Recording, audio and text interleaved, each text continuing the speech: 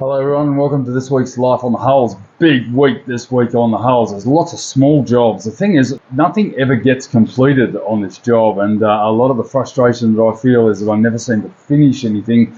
This week I've got Janet in the engine rooms, I've got myself in the rudder bearing compartment trying to install the rudders. But what's going on around me right now, it's just crazy. I've got jobs everywhere. I've got the rear hatches on the lounge suite. I've got the galley, which has just gone in last week. I've got the dinette module. I'm building frames for the upholsterer, and Janet's chosen the soft furnishing. So there's plenty going on here. And of course, at the end of this video this week, you're going to see me really struggling to get rid of that final deck mold destruction. It has just been going on and on and on. And we finally get rid of the steel. So hang in there, there's plenty to come. It's a bit bits and pieces this week because that's the way it is here on the hulls. And thanks for joining me anyway.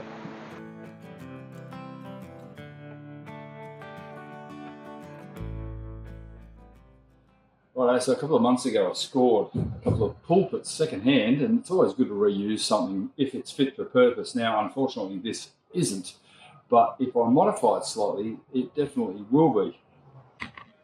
Now, the problem with it is it has this big round hook on the end that probably mimicked the bow shape of the original boat. Now, that's not going to work for ours, as our bow is quite pointed. And the other thing too is I intend to have a cleat up on the front there, and I want to be able to get to it, and this is going to get in the way. So not a great scene for functionality. So what I'm intending to do is just have this part and an upright and not the hook, and then there'll be lifelines that'll come off this that'll go all the way across the boat to the one on the other side. So we'll end up with something resembling this, which is pretty standard on a boat these days. I've just cut off the hook on this one.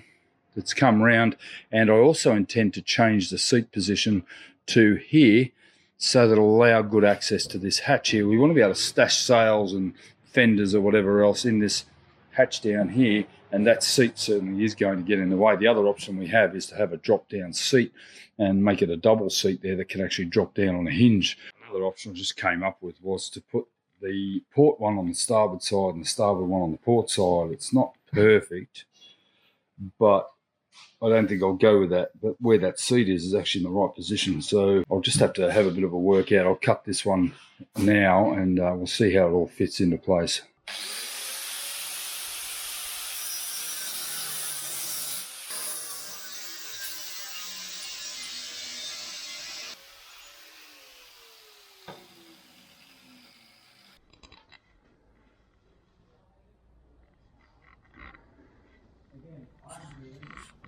About 18 months ago, I made the critical decision to split the deck to make it fit the hull that had sagged, and obviously I've harped on about this quite a bit. This is the final stages. I've now put fairing compound on the port side here. I need to sand and fair this all the way down. It's looking pretty good so far. I've got the shape, well, the original shape's actually been maintained all the way along there, so it's all it's going to take is around about half an hour of sanding. And it's a very dusty operation because this fairing, especially outside, just goes everywhere. So I've got to do it on the weekends. I've already completed this other side over here. As you can see, we're starting to get to a completed boat here. And this side's all faired and completed and ready for spray. So I'm pretty excited about putting some gel coat on that and getting all that tidied up. And then I'll be able to do along the forebeam there. And once I've done this one, I'll spray that as well. So I'm going to get these all faired at once, and then I'll spray them all in one sitting.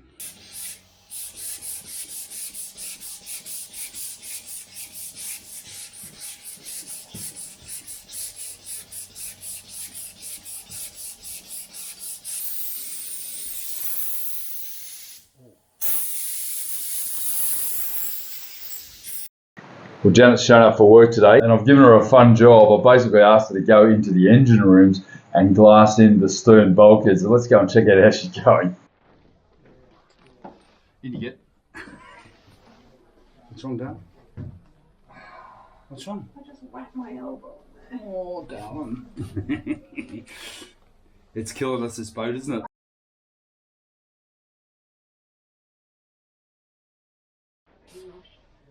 Righto, Janet's going deep undercover. She's going into the engine room. You're going to laminate all of the back of the bed bulkhead. That back bulkhead there hasn't been tabbed from behind, so I've left that for Janet. I got in there yesterday and sanded it. It was pretty unpleasant. At least it's nice and clean in there now. In you go. Yeah, so Ross is wearing a Superman suit. You know, don't damage my engine. I'm trying not to. You got in arse about. I know. You needed to go the other way. I know. That's hilarious. Righto. Just let me turn around before you hand me stuff. Okay. Thank you. I'm going to give you that board. No, just wait a second. I'll give her a little stool to sit on the neck. I've given her a little stool. Made you come. It's like a porta potty.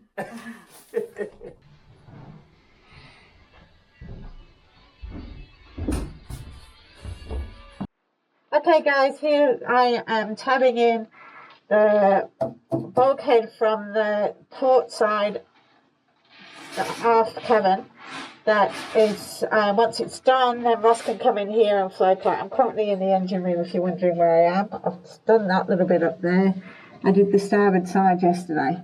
So we've got a little bit more to do and then Ross can come in and float out.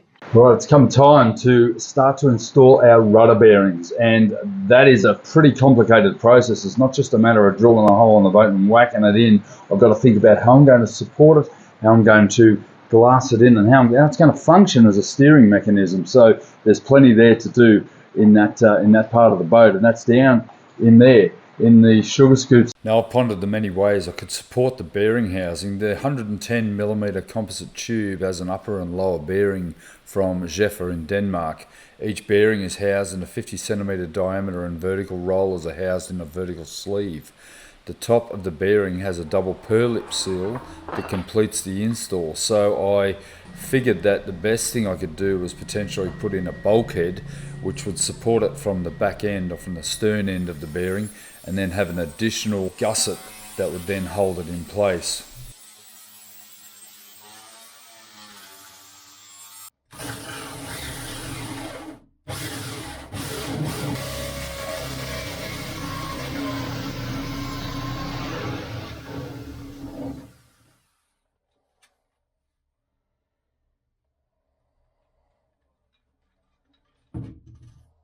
Okay, that is a big hole, but it had to happen.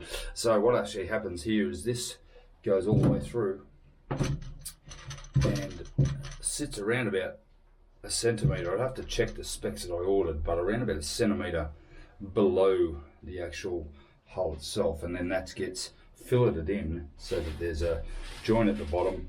This area here is going to be cored. I think it's 5:1. Then what I'm actually planning is to install a bulkhead across here that will intersect, laminate it to the bulkhead, and then I'll put in a small truss down here that'll actually give it even more reinforced. I'll probably only have to go from here because this is going to be laminated to here.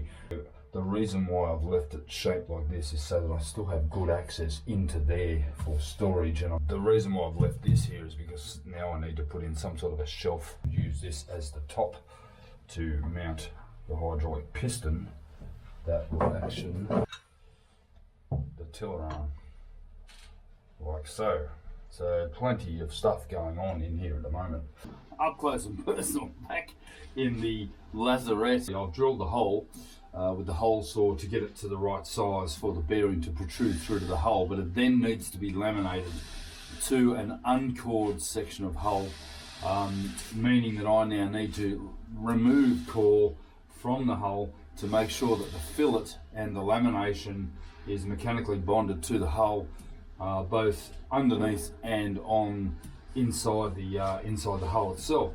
So the other stipulation was that we have a lamination section of at least 3 times the size of the diameter. We have a 110mm tube, GRP fiberglass tube, with housing the bearings. So therefore we need to go to 330mm in the diameter of the core. Now that's a substantial amount of coring to be done. So what I just found was across the road, the guys have got brake rotors, and I'm always looking for something perfectly round, and of course I found one. And a brake rotor, not sure what this is off, probably a Holden or something, is 330. So that means that I need to core that much of the hull with which to provide a good solid base for our bearing. Our base, I've centered it close enough close enough anyway.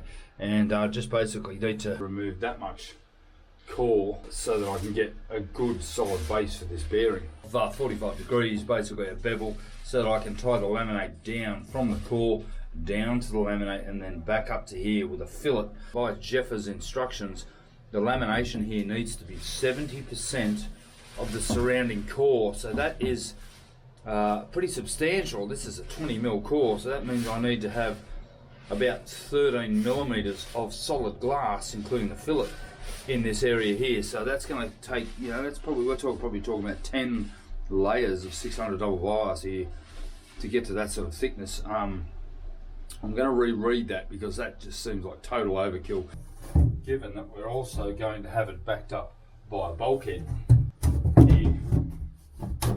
This whole thing's going to be supported with that bulkhead flush against the bearing. The other thing that they also suggest is that this is fitted with a shaft in place, so I need to find a 50mm shaft. I've got carbon shafts, but I also have a 50mm fiberglass shaft up in the factory that I used previously for the stern tube that will act as a dummy for the rudder, because I've got to make sure that the rudder is in line with the skeg of the boat to ensure that we don't end up a bit out of balance.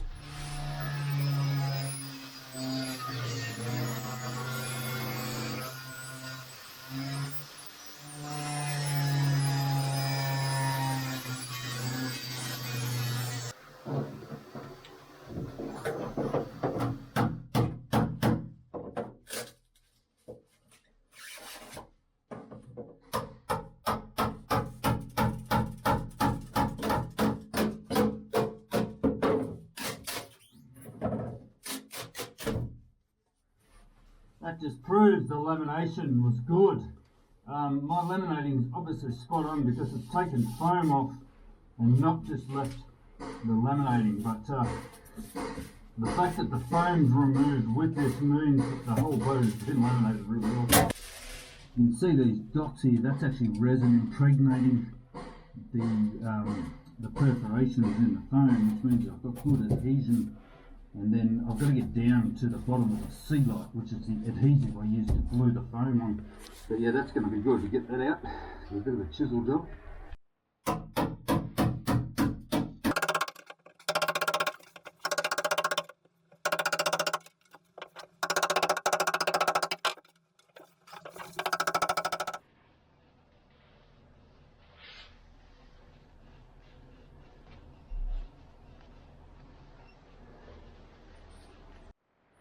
Alright, over here on the starboard side,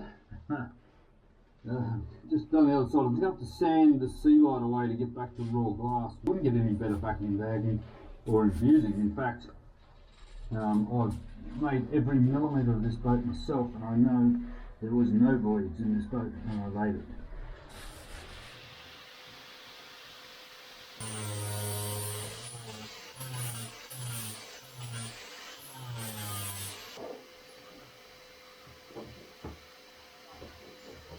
So I've actually fabricated a dummy shaft. I actually have carbon shafts up in the factory ready for fabricating my rudders.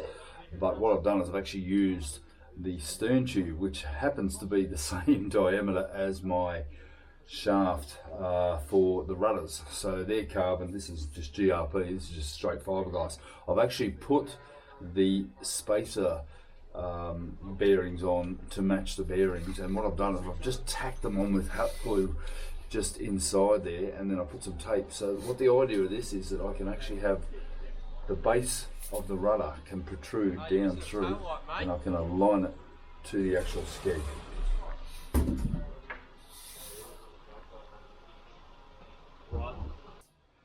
So now I can align firstly this bulkhead, which will give me my vertical, and then I'll have the horizontal or the alignment to the keel itself can then be determined with the shaft that's actually sticking down the bottom there.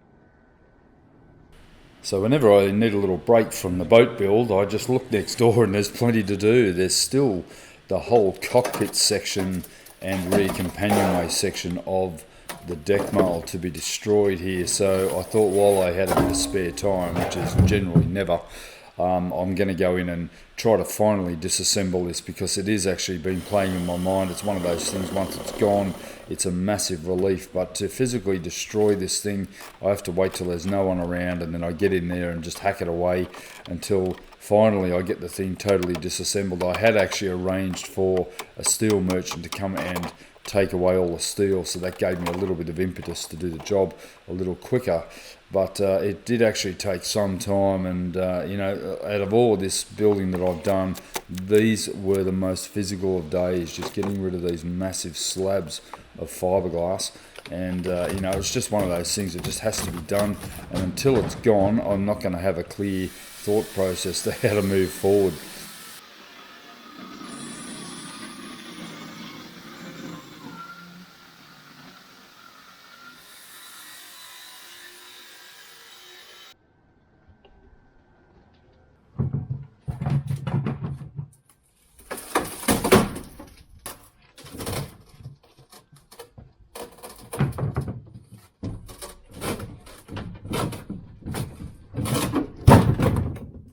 Because out of this, I can actually make some nice big professional hatches and get rid of those cheap plastic ones.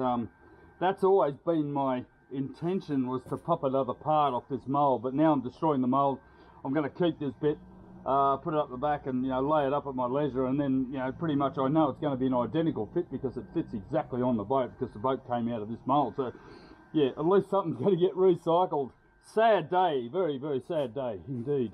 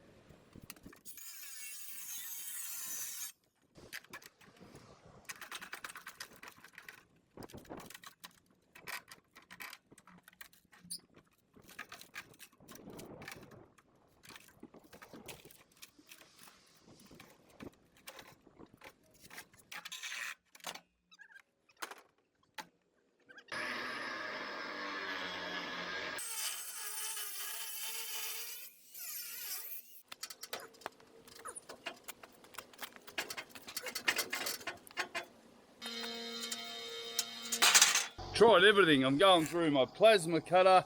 I've been through like 20 discs just to get to that. Oxy torch would be good, but I don't have one. So I just got to keep plugging away at it. It's bloody hell. Been here like 2 hours and battling in the sun. It's as hot as, it's middle of winter and it's like 25 degrees standing in the sun.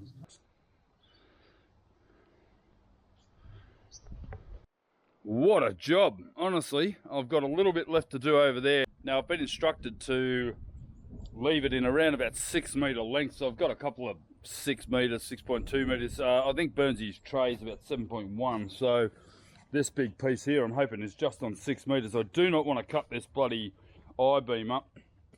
The centre ones here are already cut in half. I just got to plasma cut them. The other side there, everything else is in big chunks. The bigger the better for someone like this, and just lets me get on to other things. The whole front truss section there is going to basically go in one piece, which is nice. And yeah, what a mess. I've gone through about 20 grinding discs. I probably would have been better with my big 9-inch grinder, but I just haven't got any discs for it. And to drive into town's going to be another couple of hours. I can get it cut up in the time that I've got here, using what I've got, and save myself a bit of money. It's a train wreck. Dear oh dear. So I've only got this bit left. This is already pretty much cut. It's just about to fall now. Got to be careful making sure it always falls inwards, because if it falls that way, it's going to wreck the fence. I don't want to be up for a new fence as well. This part here, obviously the part I'm going to keep for our back lounge, and that's going to give me the chance to make some new hatches.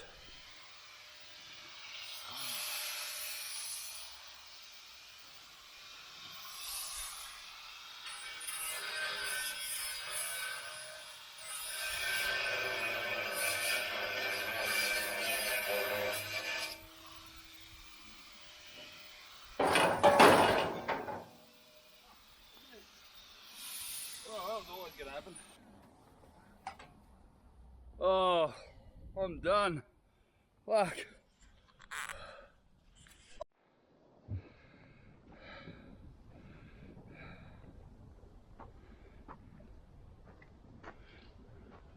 I would have rather been building my boat than cutting this bastard up this weekend. Spent the whole day yesterday cutting up the glass and finishing it, and then all day today cutting up the steel. I've still got the hull to do. Tragic to see the waste in this industry. It's an industry-wide problem. I mean, there's just no use for these old moulds. I really, you know, I got my use out of the mould, and when I added up what I bought the mould for, which was 12 grand Aussie, so about 8,000 US. Transport was about the same, 8, and then you know, probably a few months work polishing it up. Yeah, probably let's say 30 grand. That is about the price of a plan, to build one off the plan. That's a one-off. This gave me the opportunity to build more. I've decided not to. It's probably going to cost me 3 or 4 to get rid of. So 35 grand, I think I'm pretty much done. I've stored the mould over there for the last few years. That's cost me probably another 6. So all up 35 to $40,000. You could buy a kit for a couple of $100 grand, and then you've got to spend 6-7 years building the thing. So, you know, the trade-off for me was I don't have the fairing and all that other hoo-ha to go with. And now I've got a boat, which is in there. And yeah, good experience. Can't say I'll do it again, but good experience. And you know, I've enjoyed every second of this build. This part, yeah, not so much. I've spent a lot of time with this mould, and you know, to be honest, I think there's a lot of boat companies out there probably happy to see these moulds get torn up, because that allows them to bring on the new models, which is, you know, just consumer obsolescence. That's the world we live in. But you know, I've got my boat and I'm really happy with my boat. I don't need a flash brand new spanking new production model that, you know, ticks all the boxes for cosmetics and everything. I'm just happy to have built something. Very sad day today. The mould was cut up a couple of weeks ago. I spent probably 4 days cutting it up, you know, 4 half days chopping it up. Cut up all the steel last week, and that steel's about to leave. So be pretty happy to get rid of that 2 ton of steel. It's going to leave me with about 3 ton of fiberglass to ditch, which is going to be about 2 grand to get rid of. That's about $1,500 US to dump. So Burnsy's just arrived. Dave's arrived with his truck. We're going to load it on and get it out of here. Now, we've got a big 7-metre tray. I've cut this thing into about a heap of 7-metre lengths. Hopefully we can get rid of it pretty quickly.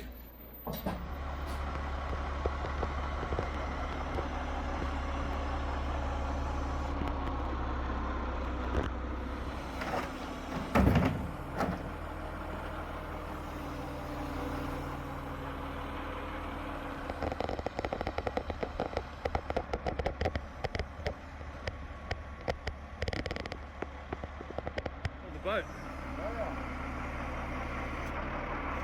Look at it.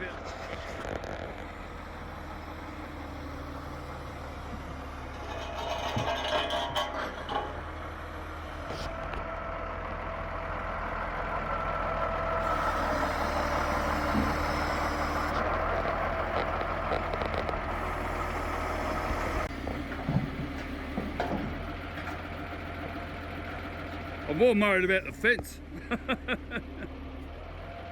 That's perfect. Legend. These things are just incredible, aren't they? I said to Dave, whatever you do not let that thing swing into my boat. I don't care. Hit the factory? No, I didn't say that, but don't hit anything. Please don't hit my boat. Please don't hit my boat. He's a master with this thing. It's that remote control. These things are just phenomenal, these hydraulic high abs.